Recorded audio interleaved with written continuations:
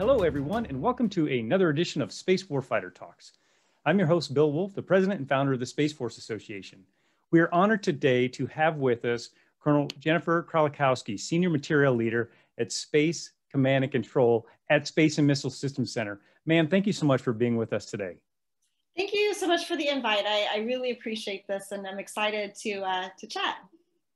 And ma'am, for our audience, so they understand, could you talk a little bit about your organization and how you fit into the Space and Missile Systems Center architecture, and then how you're going to fit into the new Space Systems Command architecture? No, absolutely. So I'm the Senior Material Leader for Space Command and Control, also known as Kobayashi Maru is the nickname we've kind of given ourselves for the work that we do here. But I essentially am mandated to provide space domain awareness and battle management command and control for our Guardians. And then in addition to helping with theater support aspects, specifically for like the CSPOC and for the NSDC. And then another one of my main customers is the 18th Space Control Squadron.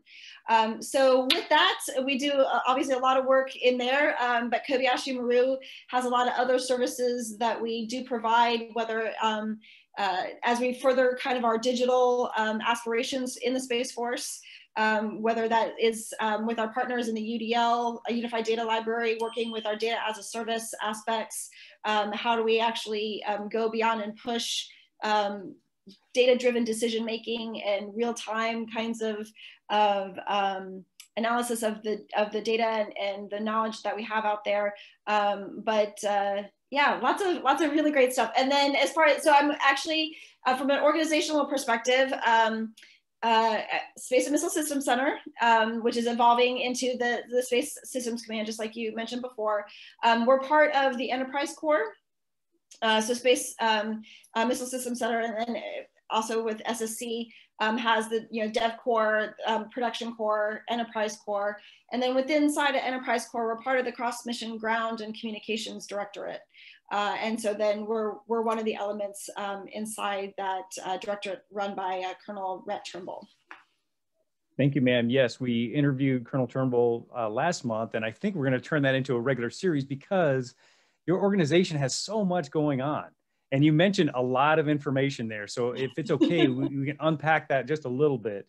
You Sure. said CSPOC, that stands for Combined Space and Space Operations Center, and the NSDC, National Space Defense Center, and then the 18th Space Control Squadron. So tell us a little bit, if you can, about the technology and how it's integrating into those different centers to ensure that Guardians, to your point, have the situational awareness they need to basically look into space and say, this is what's actually happening. Can you talk a little bit about that?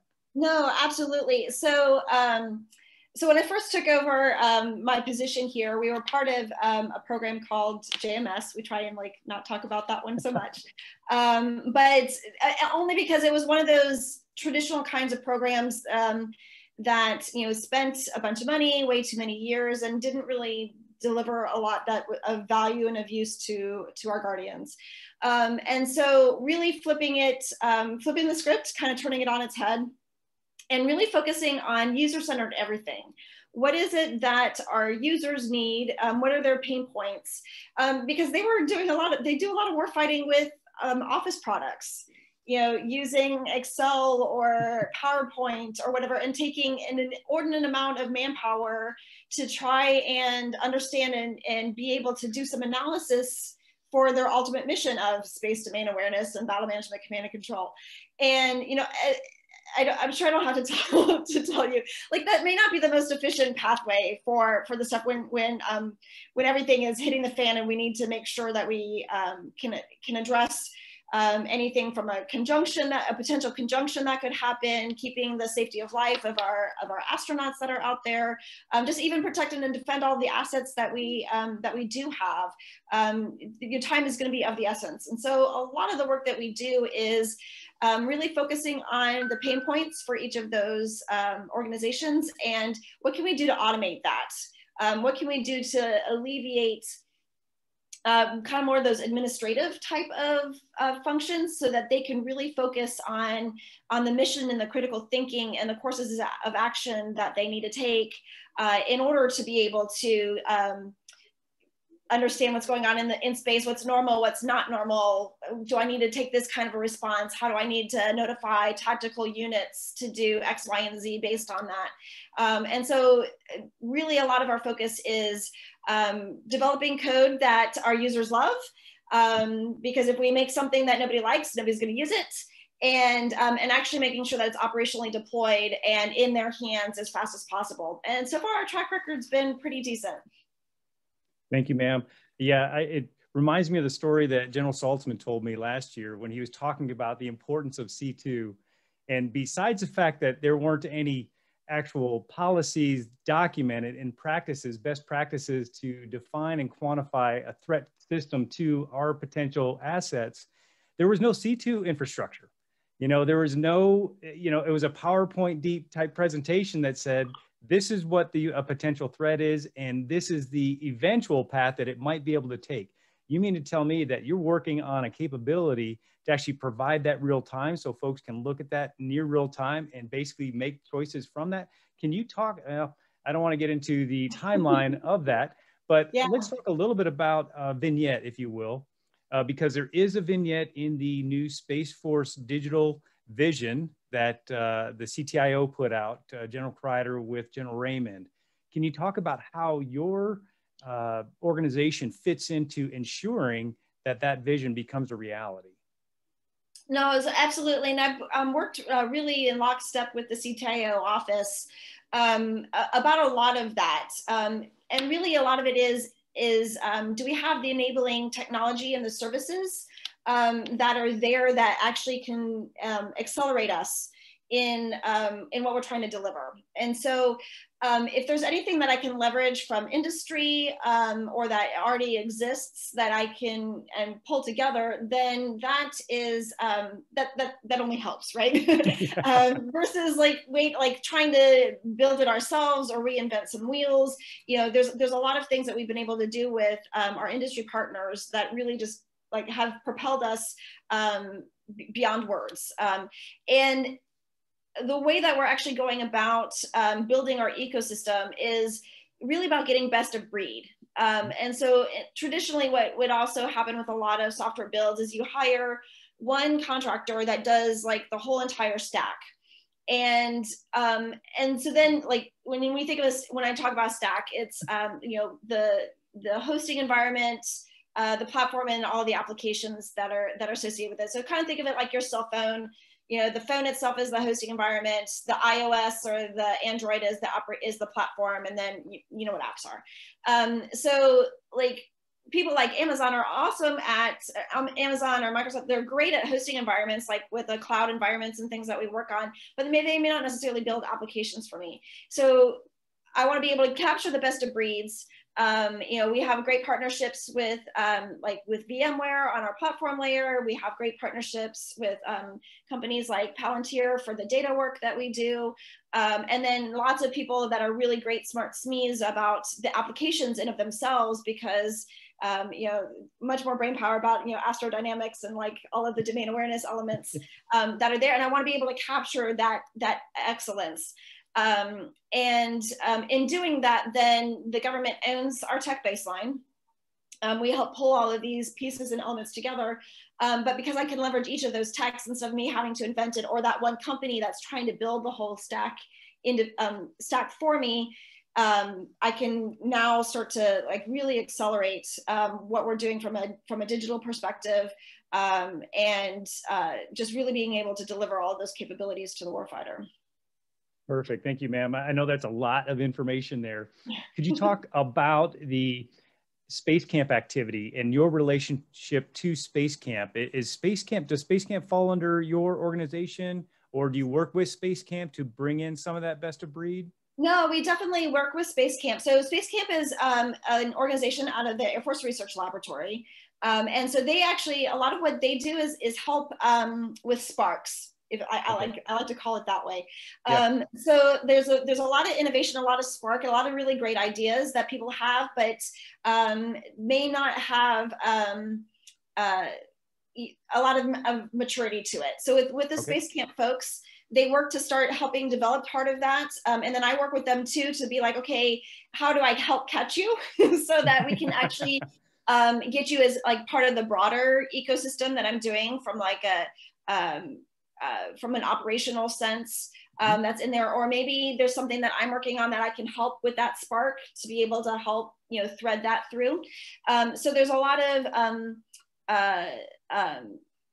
synergies between our two organizations. And then we also we were just talking again last week about how can we better tighten that loop to where I can help also with sparks that are out there, and how can they help push things through. And so we bring each other like more closer aligned, so things don't die.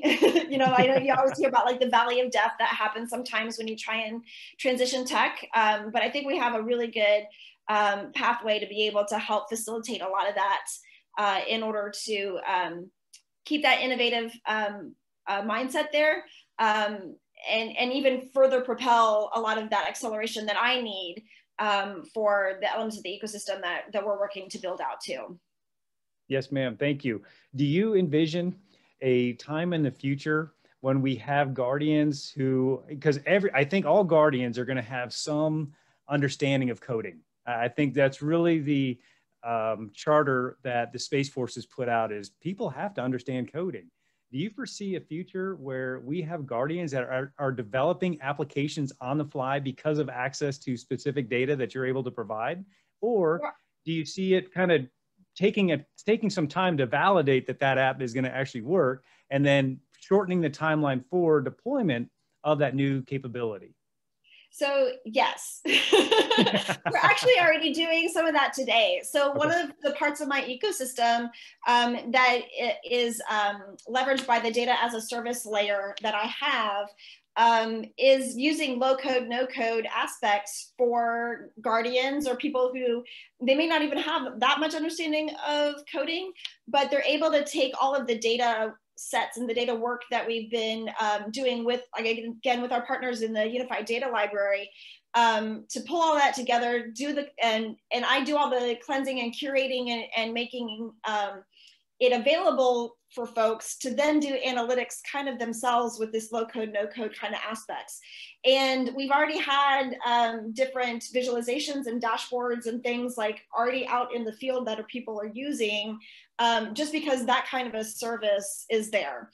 Now, there's definitely the cases too, though, where there may need to be something that's a little bit more complicated than what can be produced in that low code, no code. And it's at that point that we can work towards maybe doing a little bit more intensive kind of coding application or whatnot. But actually, where I'm sitting right now is my office here at Kobayashi Maru, where I have guardians and folks that are like in the rooms behind me that are actually coding ourselves right now for our ecosystem. So, and that are more complicated applications than just what could be done with that low code, no code piece. So we're already doing it today. Yeah, oh, that's great to hear. And I know as soon as we put you in the frame to say this is the person responsible for all the greatness that's going on, people are inevitably asked, how can I get involved? And we're already getting questions on the Q&A from folks asking, how can industry get involved? You know, I know we're going to talk a little bit about Palantir and the success that they've been able to achieve in your organization. And then they're going to have a bunch of other industry folks out there that are going to ask, how can we get involved? So can you talk a little bit about that? Yeah, no, absolutely. So first off, there is plenty of work. we are not for lack of work or demand signal from our customers and our warfighters of pain points and needs that they have. You know, so specifically with respect to data, you know, we're working to pull together a rather large IDIQ so that we can actually work to help scale a lot of that kind of service level. Just like I was describing, the way of, you know, we have data repositories like the UDL, I pull from them, but I still need to work to make it, you know, all of the ontology and all the cleansing work that needs to happen in order to make it available, and the mapping that happens to it so that I can actually start to see some patterns and analytics and things like that. So there's a lot of work in there. We're working on an IDIQ now. Hopefully we'll have it out, in the next year or so, but that's going to be, upwards of the billions of dollar range of what we're doing. Because I see it not just for my piece of the world, but how do we extend that into the Space Force in general? And then also, how do I work to help extend that into like JADC2 and work with my my other layers of the other domains out there as well? Because data is going to be really where a lot of warfighting is going to be at, that I believe in the future too. And if we can have that command of the data and be able to exploit it very, very quickly and at a timeline like no other, then that's really what's going to go towards a lot of our success. So there's going to definitely opportunities coming down the road for there as I look to scale that out in the future. And then again, we're always going to need code. I think software is going to be like another place where that's really going to be where a lot of our advantage is going to take place. If we're able to see a pain point, address it, solve it, get it out there, and be able to automate a lot of our practices to where we can make data-driven decisions, and we can make those really, really quickly because we have that software base to be able to do that. There's gonna be a lot of opportunity for folks to jump in there within their expertise level of the different niches. Again, not with just Space C2, but writ large across other elements of space as well. Yes, ma'am. Thank you. We're getting some questions about really what folks want to understand is what are some pain points? What are the things that are keeping you up at night today? And is there anything that folks can do external to the organization to help out with that? Can you describe some of those pain points right now, or are those just some of the processes you're working through as the organization continues to evolve? Yeah, so some of it is, and I recognize Mike Malarchuk. He and I used to work together many moons ago. So hi, Mike. Yeah, so some of it is, it's one of those things that the pain points evolve over time, right? So even though I may have some today and that we're going after and resolving, notionally I have, we need operational C2 tools. We need space domain awareness automation. We need, EW deconfliction. There's a whole list of things that I get from my user community about things that they needed help with to accomplish their mission. But the great thing about how we work and how all this stuff is set up is that we are flexible. We are actually agile to where if they change their mind, not if they change their mind, if there's a new priority, if there's a new threat, if there's a new something that's going on, I'm able to work and adapt based on that. So if you say like, well, what's your pain point 3 years from now? I'm going to ask, well, what's the threat 3 years from now? Can you actively, but I'm set up in such a way that I can help address that. So part of what I'm going to also be looking for is flexibility on our industry partners too. Like, how can I bring you in quickly? How can we move out quickly? Like, obviously contracting is always a fun thing. And how can we like make it be much more of a teaming relationship? So that I'm not just like throwing something over the fence and hoping I get it back, but how are you working integrated with the government, with our open system, with APIs that can actually like standards and interfaces that we can work with, and then be able to really produce things at the speed of relevance. So organizations that can work in those kinds of mindsets and have that ability to flex with me as we do, then it is really going to be the partnerships I'm going to be looking forward for. I understand, ma'am. Thank you. I had the opportunity, and by the way, you talk about data, and I remember talking to other senior Space Force leaders, asking them the same question. Providing a user interface is one thing, but if you provide a UI without data behind it, real data, it's just another user interface. And so it's so critical that we talk about the data. You talk about opportunities as well. I'm not sure how familiar you are, and we had a chance to talk with Dr. Emily Bonner from AFRL and Dragon Army, and what they do, which is a sprint advanced concept training event. I think it's 4 times a year, every quarter. And one of the biggest things they focus on is, one, what you're talking about, bring innovation to the discussion. And then the other point is working with our international partners. How critical is it to work with our international partners? Oh my goodness. That is one of my actual top requirements I get from the CSPOC. And they were like, if you're giving us an application that I can't share or use with my coalition partners, then I don't want it. So we've actually been very forward focused or very forward thinking about everything that we do in support of the CSPOC is to be able to bring in our coalition partners, work very closely with them then too, and then how do we actually link up so that we can have a common fight together, right?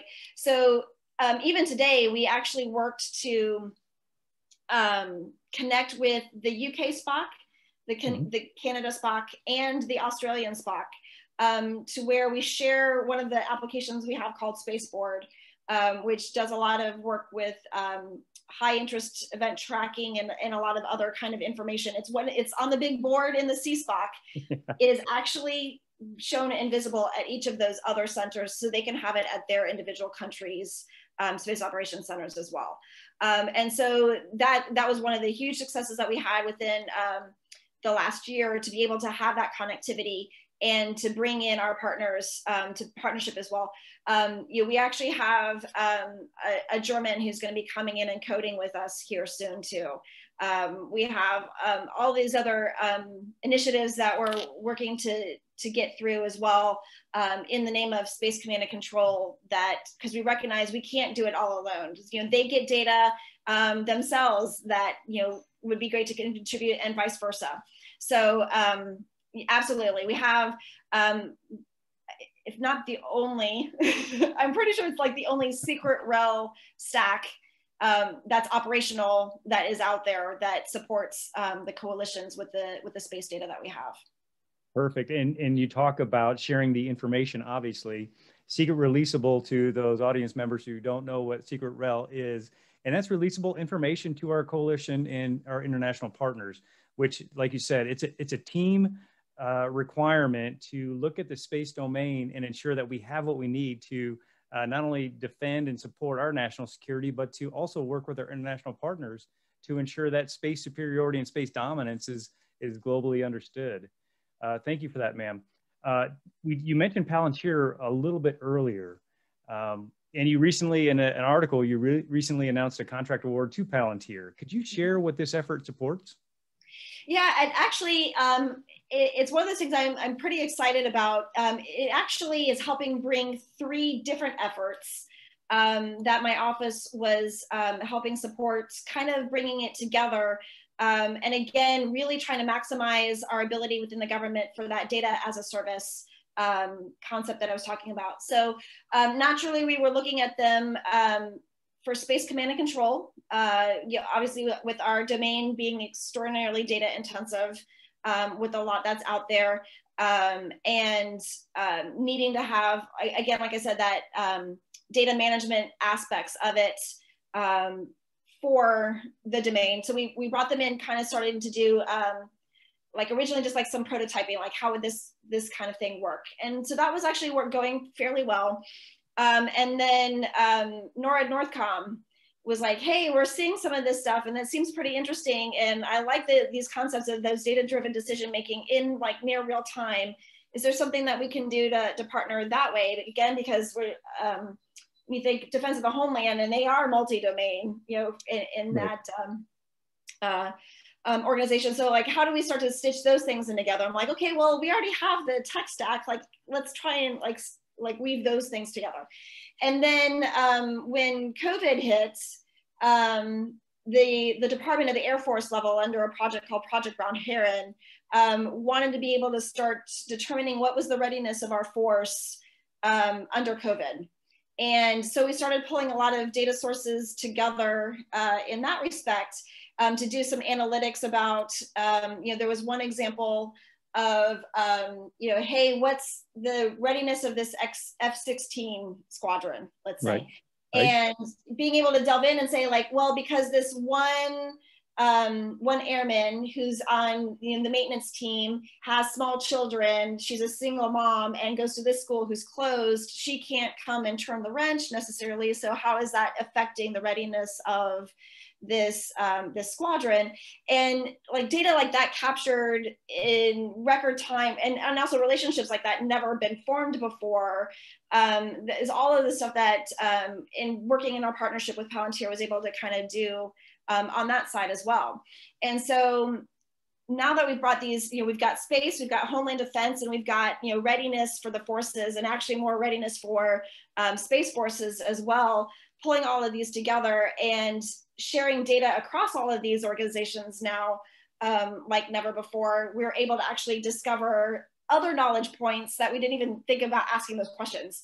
And so really that's what this contract was there to do too, is to kind of continue some of that prototyping work that we had initially, operationalizing it, and then using that going forward, and then also as well helping us inform the broader IDIQ that we want for data as a service, kind of as we move forward as well. And that leads right into the next question, ma'am. What are the industry opportunities in Space C2 in the near future? Well, definitely the IDIQ. Yep. That's probably one of our biggest ones that we have right now. Oh my gosh, there's always a pain point that I have to work and I have to address, and so the opportunities to be able to again bring people who are experts in these areas, whether it's like I said again. Whether it's from a hosting environment perspective, we always look to optimize, like we're cloud, we try and be cloud native as much as possible, but we also need to work on-prem. How do we end up setting those pieces up? The platform layer, like from a tools perspective, always trying to make sure we're secure, in lockstep with the work that's being done with Platform One, as well, from the department kind of perspective. And then each of the individual applications themselves, depending on if I'm supporting the NSCC, the CSPOC, or the 18th, from those kind of particular niches. The beauty of, again, the ecosystem is that we're always looking to optimize, and I can pop things in and out in search of that optimization, and that anything that can help accelerate me going forward as well. So while I may not have an absolute, hey, I'm putting this contract out tomorrow, we are always on the lookout and always are searching for what's that next innovation, what's that next tech, what's that next thing that can help us automate or optimize in that whole, space domain awareness, battle management, command and control, theater support, the tech, all of those things together. Yes, ma'am. No, thank you. I appreciate that. One last question. I know you're very busy, so I really do appreciate you taking time out of your busy schedule. The General Raymond talks about ensuring that the organization, Space Force organization, stays flat, and that he can pivot based on that threat. Can you talk a little bit how quickly, based on, are there bureaucratic challenges, and how quickly can you pivot to develop the new software or new technology that needs to be deployed to the field? So we can pivot pretty quickly, just because of the way we think about the problem, and the way that we kind of set ourselves up to be flexible, and not be constrained in that way. So I like to joke with my office. They get to run with their safety scissors, and make the decisions at the lowest levels possible. It's only when things are like going to be major impact and they know, like, hey, this might be something I need to bring the boss in. But for the most part, like everything that we can have down at those lowest levels, like, and they work very, very closely with the users and the operators. So we all have a sense of like what's kind of going on out there in order to be able to shift as needed. We've also put things in place to where if priorities shift, that, and even from the senior leadership, if priorities shift, again, we have that flexibility to be able to take something off, rebalance our resources, to be able to to go after that particular priority or not. The big thing, I think, everybody's resource constrained. We could probably definitely do a whole lot more, out there for it. But I think we're actually delivering at a pace that nobody's ever really seen. Our average deliveries for a brand new capability is about 137 days from when the team starts to when something's operationally accepted. And then after that, we drop code about every 2 weeks. And that's only because that's as fast as my community wants it. We could probably do something faster, but that's kind of where we're at the moment. So yeah, it's kind of, there's a lot, I guess, to that kind of a question, but we're also kind of learning to live in a fast world like that, on the government side, and kind of discovering what things can I do to help pivot or address capabilities or be better at estimating those things. And sometimes I get it better than other days, as we're kind of going through this journey of getting into the agile world and whatnot. But definitely appreciate General Raymond and his encouragement of us to run with our safety scissors in support of his mission and his needs, and just been really excited to be able to be a part of that kind of revolution going through. Yes, ma'am. I've heard from Microsoft that they've got basically a 30-day strategy. And if you're looking further than 30 days in software, you're probably looking too far into the future. And to your point, if you're able to turn code out, every couple of weeks, that's a huge accomplishment. Yeah, it's something I couldn't be more proud of my team that makes it happen. Those guys are just all been absolutely amazing, and I look forward to beating those cycles, as we work towards what the future holds, and how are we still going to be addressing the threat, and how can we still support our guardians and even the broader JADC2, the Joint All-Domain Command and Control fights that we have going in the future as well. Yes, ma'am. No, I'm all about JADC2. I've been involved in a couple of the ABMS exercises, and I'm always thrilled to see all the advancements in the processes with the space domain, especially because it is a tough one. I mean, you can't visually look out and see a satellite. You can see airplanes and tanks and soldiers, but it's tough to look out and see satellites. So I really enjoy watching what's happening with ABMS and JADC2. One of the things that we're doing is trying to make space feel more like a place. Yeah. And so how we actually visualize and interact with that is one of the things that General Raymond has asked of us to try and help with too. So that, to your point, it's kind of hard sometimes to understand okay, this satellite is doing this. Does that mean anything? We want people to actually understand their domain and be able to recognize I need to take action, or I don't, or what's really happening, and is it nefarious, or is it just oops, or anything like that. Right. Yes, ma'am. And real quickly, if you can, talk just a little bit about HackerSat, trying to figure out vulnerabilities to our own capabilities. No, absolutely. So this is another one of a great initiatives. We started last year. It was actually a partnership with AFRL and under SAFAQ and SMC leadership with General Thompson to do so with what the name implies. try and hack a SAT, and then and see how where our vulnerability. Now, it's not one that's flying up in space today, but something that might be operationally representative, because we want to get better too. Right. And so we look towards the community. I think we had oh gosh, I can't even remember how many teams there were last year. Very, very successful. We're repeating it again this year. You can see more announcements. I think they're going to even have an announcement during DEF CON about HackerSat, so people can get more information while they're there as well. But again, yeah, just in the name of, we want to be cyber secure. We want to be secure as well. What are the vulnerabilities? Gives it a chance of people to see our business, but then also help us in our business, and just really make our systems as resilient as we possibly can. So looking forward to that event. Is the actual the hack, there's like two pieces. There's one that's going to be coming up in the next month or two, and I apologize, I don't remember all of the dates off the top of my head, but then like a follow-on piece of it I think is in the September timeframe as well. But yes, ma'am, DEF you're CON, exactly right. yeah. Yes, at DEF DEF CON CON, will have it. Yeah. qualifications are happening in the next month, I think end of June. And then DEF CON, they're actually going to do the actual event. And there's cash money involved. So I think a lot of the teams are excited based on what they learned from last year.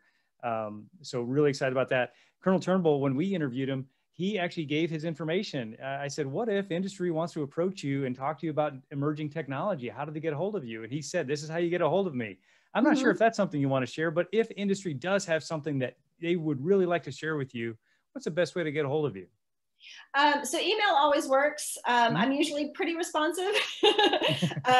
So it may take like a week or two sometimes, depending on what other things are going. But Jennifer.Krolikowski@spaceforce.mil is about one of the easiest ways to get a hold of me. I'm pretty much like the only one there. So with a name like Krolikowski, it's like, yeah, so Krolikowski. That's the only thing that could get you to not get to me. So, that's right. But yeah, shoot me an email. Okay, ma'am. Thank you again for taking time out of your busy schedule. Any final thoughts? No, I'm just super thrilled to have been invited. Thank you so much for giving me a chance to speak with folks and to kind of share our passion that we have here at Kobayashi Maru. And it's been wonderful to be able to provide for our guardians to actually deliver capability. We have 8 applications out on the ops floors now, you know, and that's more than our legacy system like ever produced in the time. We've done that in less than 2 years. So really super excited for that. There's a lot of things that we have coming down the pipe that I'm also excited to be delivering and going through, and just super proud of everybody, and look forward to the continued relationships that we have with our user customers, but then also with our industry partners to make all of this actually happen. Ma'am, thank you for your leadership. Thank you for your vision and everything you're doing to support the Space Force and the Guardians. And we look forward to kind of following you down the path and on your journey. And as new information evolves, we'll hope to help to get the information out. So thanks again for taking time out of your schedule. And we look forward to talking to you again in the very near future. Have a great Space Force Day, ma'am. Semper Supra. Semper Supra. Thank you. All right. Bye now.